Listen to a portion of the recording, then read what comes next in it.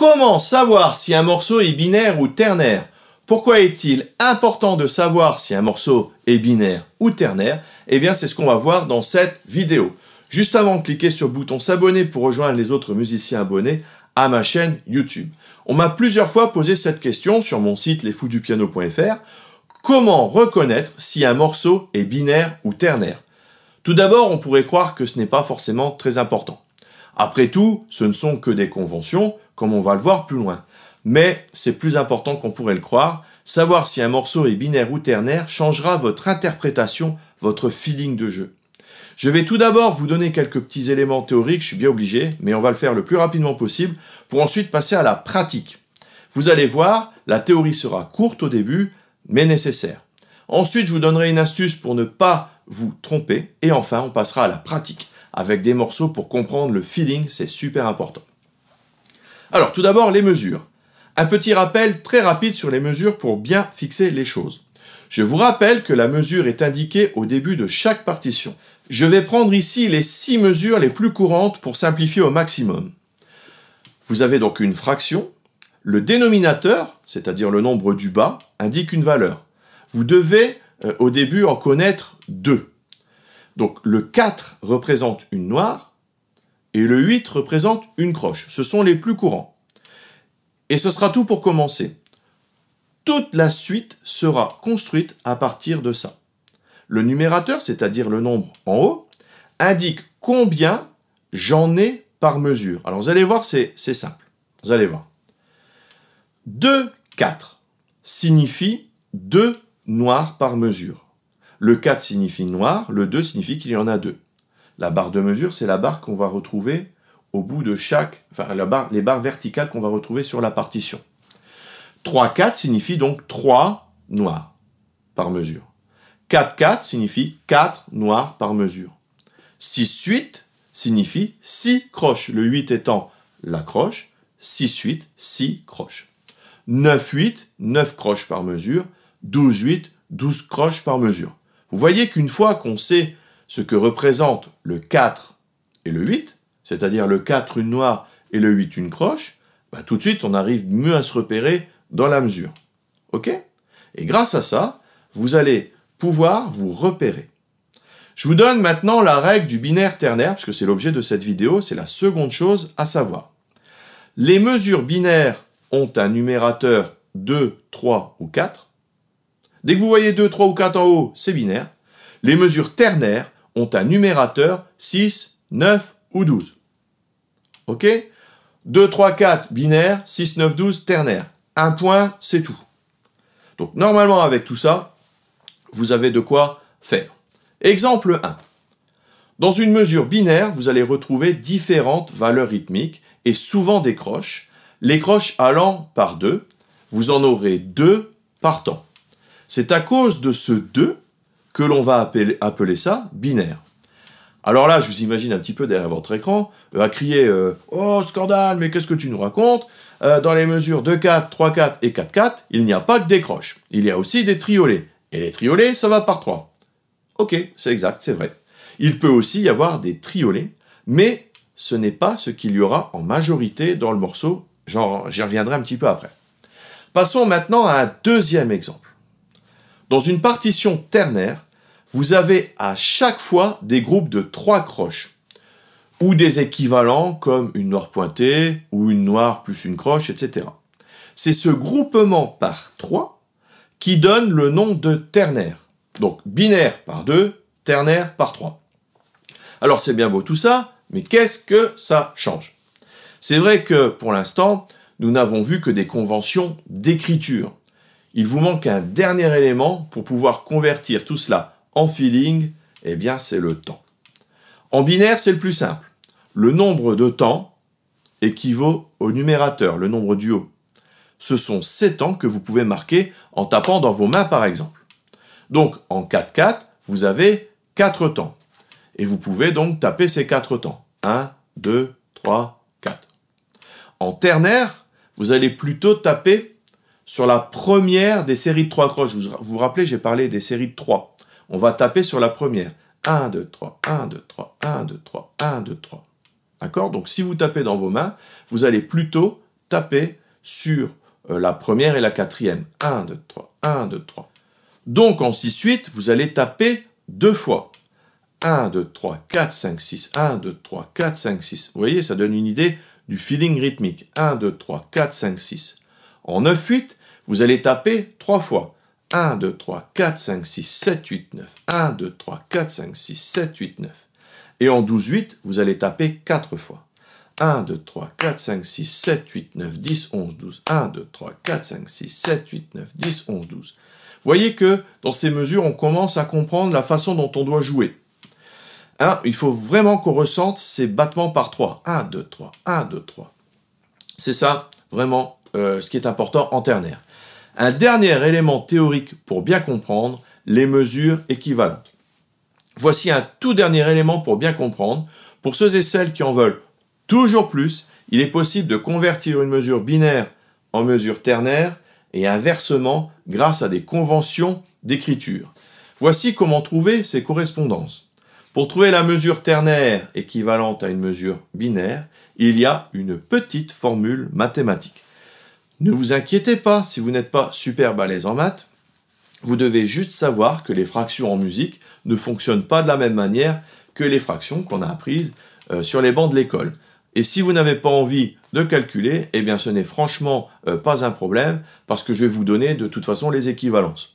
Donc en maths, d'habitude, comme on a appris au collège, il fallait multiplier en haut et en bas par le même nombre, alors qu'en musique, il faut multiplier le numérateur par 3 et le dénominateur par 2. Le numérateur par 3 et le dénominateur par 2. Alors bien entendu, je vous montre tout de suite les équivalences. 2, 4, mesure binaire. En ternaire, ça devient 6, 8. 2 fois 3, 6. 4 fois 2, 8. 3, 4, 9, 8. 4, 4, 12, 8. Vous avez ici les principales équivalences. Vous pouvez donc passer de l'un à l'autre, mais dans ce cas, l'écriture varie forcément.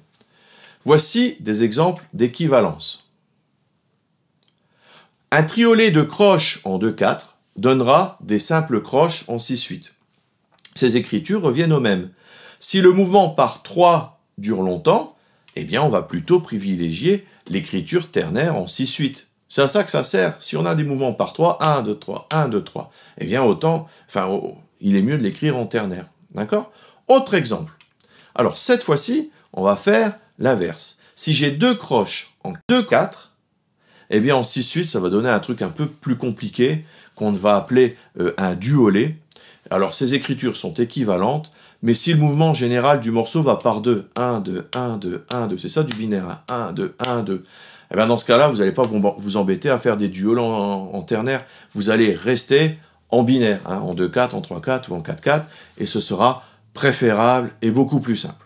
Donc finalement, même s'il existe des équivalences, les mesures binaires et les mesures ternaires simplifient beaucoup les écritures des rythmes dans les partitions. Mais pourquoi je vous embête avec cette théorie? Et je vais vous donner une astuce. Alors pourquoi je vous embête? Eh bien parce que cette théorie est nécessaire pour comprendre le feeling du morceau. Vous vous souvenez quand je vous ai dit les mouvements par 2 ou par 3? Oui, c'est écrit, mais 1, 2, 1, 2, 1, 2 et 1, 2, 3, 1, 2, 3, 1, 2, 3. Ça doit se sentir quand vous le jouez. D'accord?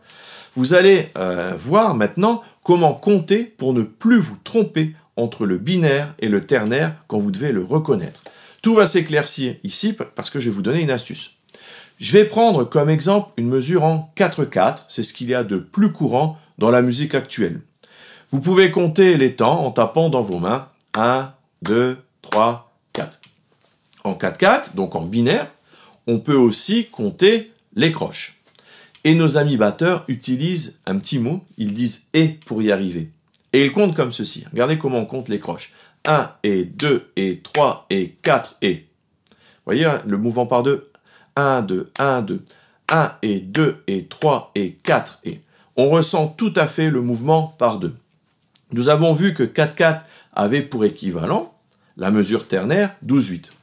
Alors l'astuce consiste à ne pas compter 1, 2, 3, 4, 5, 6, 7, 8, 9, 10, 11, 12, mais à 4 temps.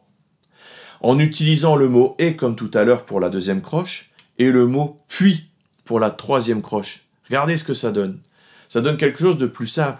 1 et puis 2 et puis 3 et puis 4 et puis, plutôt que de faire 1, 2, 3, 4, 5 et jusqu'à 12, 1 et puis 2 et puis 3 et puis 4. Et là, on ressent bien le mouvement par 3. 1, 2, 3, 1, 2, 3, 1, 2, 3. Donc pour les mesures à 2 temps et à 3 temps, c'est la même chose, vous l'aurez compris, en comptant respectivement jusqu'à 2 ou 3. OK? Alors par exemple, 2-4 binaire. 1 et 2 et 1 et 2 et 1 et 2 et. OK? Ça, c'est 2-4 avec des croches. 3-4 avec des croches. 1 et 2 et 3 et 1 et 2 et 3 et. OK? En 6-8, 1 et puis 2 et puis 1 et puis 2 et puis 1. Au lieu de faire 1, 2, 3, 4, 5, 6. Ça marche aussi 1, 2, 3, 4, 5, 6. 9-8. 1 et puis 2 et puis 3 et puis 1 et puis 2 et puis 3 et puis. On peut faire 1, 2, 3, 15 jusqu'à 9, ça marche aussi.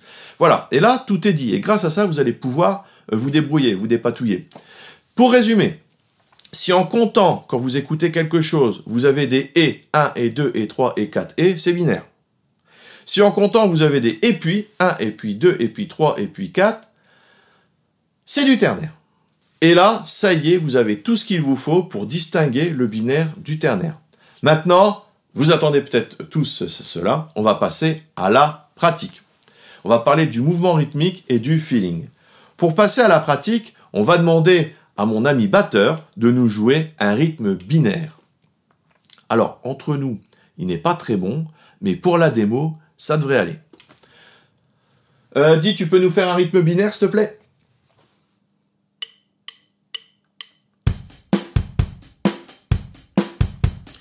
1 et 2 et 3 et 4 et 1 et 2 et 3 et 4. On sent bien le binaire là, vous voyez? Ta ta ta ta ta ta ta. 1 et 2 et 3 et 4 et 1 et 2 et 3 et 4 et 1 et 2 et 3 et 4 et 1 et 2 et 3 et 4 et 1 et 2 et 3 et 4 et vous voyez? C'est super important. Ta ta ta ta ta, ça c'est binaire.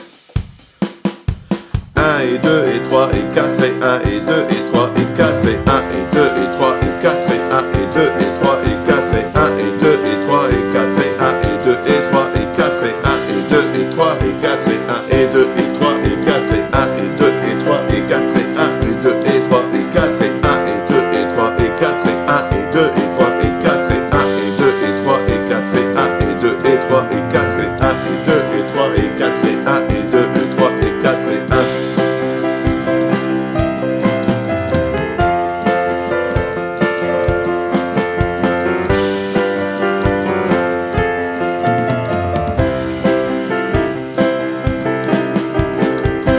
Bien, alors maintenant on va lui demander, si c'est toujours dans ses compétences, de nous faire un rythme ternaire.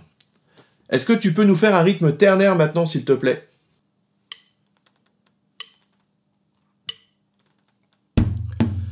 Un, et puis 2, et puis 3, et puis 4, et puis 1, et puis 2, et puis 3, et puis 4, et puis 1, et puis 2, et puis 3, et puis 4, et puis, vous voyez, 1, 2, 3, 1, 2, 3, 1, 2, 3, 1, 2, 3, 1, et puis 2, et puis 3, et puis 4, et puis 1, et puis 2, et puis 3, et puis 4, et puis 1, et puis 2, et puis 3, et puis 4, et puis 1, et puis 2, et puis 3, et puis 4, et puis 1. Vous avez vraiment ici deux exemples qui montrent bien comment jouer en binaire et en ternaire.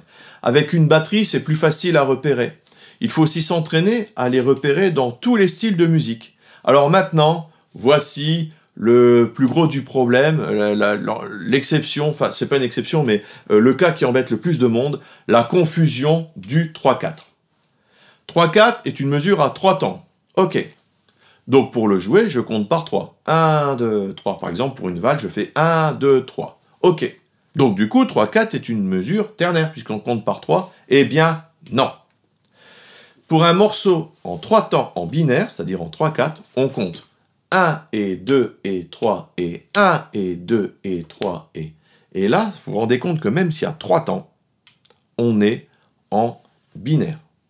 Pour que ce soit du ternaire, il nous faudrait 9-8. Et ça nous ferait 1 et puis 2 et puis 3 et puis... Là, j'ai bien mes 9 temps. 1 et puis 2 et puis 3 et puis... Je vous refais 3, 4, 1 et 2 et 3 et 1 et 2 et 3, 9, 8, 1 et puis 2 et puis 3 et puis 1 et puis 2 et puis 3. Vous voyez la différence? Pour qu'un morceau à 3 temps soit ternaire, il faudrait donc qu'il soit écrit en 9-8. Alors une valse, on pourrait croire qu'on est en ternaire, puisqu'on va faire 1, 2, 3, 1, 2, 3, 1, 2, 3, 1, 2, 3, 1, 2, 3, 1, 2, 3. Et ça peut prêter à confusion. Alors en fait, si je décompose, en fait, je vais faire 1 et 2 et 3 et 1 et 2 et 3 et 1 et 2 et 3 et 1 et 2 et 3 et 1 et 2 et 3. Et là, je me retrouve bien en binaire. 1 et 2 et 3 et, vous voyez, 1 et 2 et 3 et. Pour que je sois en ternaire, il faudrait 1 et puis 2 et puis 3 et puis. Un mouvement ternaire, ça serait plutôt ça. 1, 2, 3, 1, 2, 3, 1, 2, 3. 1 et puis 2 et puis 3 et puis 1 et puis 2 et puis 3 et puis 1. Vous voyez, au lieu de... on aurait...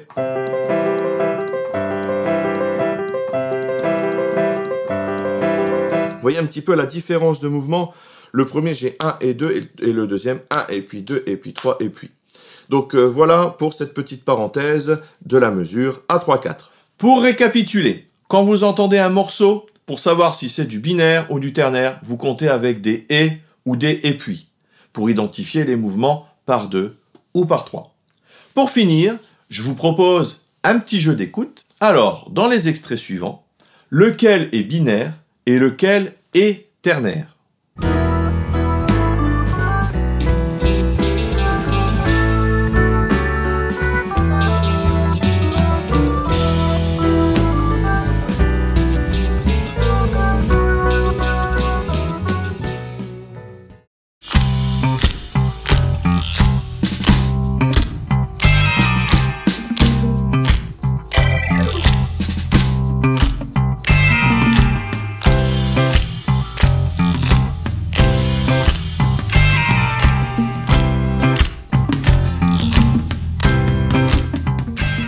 Vous avez réfléchi? Je vous donne la réponse. Le premier est ternaire et le second est binaire.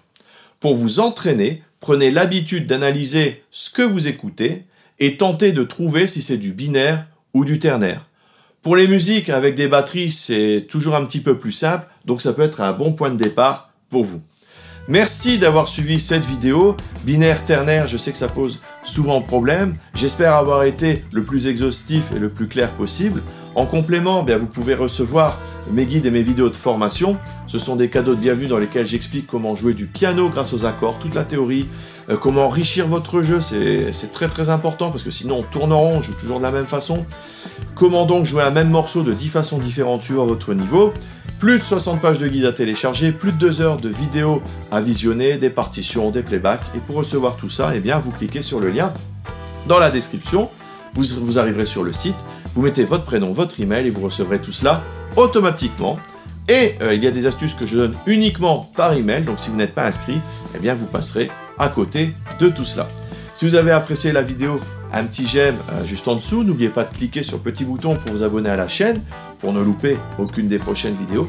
N'hésitez pas à laisser un petit commentaire juste en dessous si vous avez quelque chose à ajouter ou si vous avez des questions. Merci par avance. À tout de suite dans les bonus. Salut!